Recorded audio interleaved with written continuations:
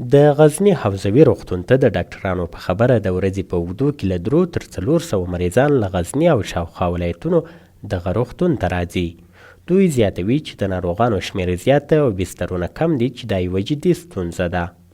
د دغه روغتون کارکوونکي غوښتنه کوي چې که د ودانۍ پاتې چارې بشپړې شي د دوی ستونزې به په مراتبو ورسره کمې شي.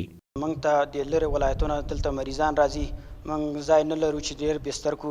ته تقریبا د دایکنډي نه، د زابل نه، د پکتیکا نه، د وردګو نه دا مریضان راځي او موږ ځای نه لرو بیخي. دلته تقریبا هره شپه 50 مریضان، 20 مریضان، 10 مریضان راځي.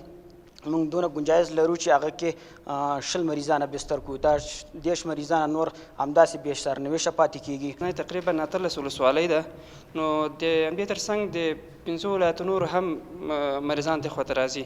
نو موږ هلته ځای ډېر کم لرو، د OPD لپاره هم هلته ځای لرو خو هغه هم ډېر کمښت سره مخامخ دي. دلته په بستر کې هم د موږ مریضان ډېر زیات دي، لوډ زیات ده، اما ځای ډېر کم ده. په ورته مهال دې ولایت کې د حوزوي روغتون مسؤلین وایي د یادې ودانۍ چارې په سلوکي اتیا بشپړې شوي او دوی هم د پاتې کارونو د بیا پیل لپاره هڅې کوي. 80% کار یې سوی او تقریبا 20% کار یې پاتې ده او موږ خپله هڅه او کوشش کړی چې د دې باره کې شیخ صاحب یعنی امیرالمؤمنین صاحب فوق العاده امر ورکړی د غزني د حوزوي روغتون تعمیر لپاره چې د پاتې چارې بشپړې شي.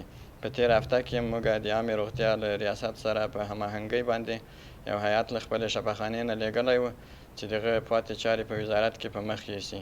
د یادونې وړ ده چې غزنی د هغو ولایتونو په کتار کې راځي چې د روغتیا په برخه کې له زیاتو ستونزو سره مخ او دغه ستونزې په ولسوالیو کې لا زیاتې دي.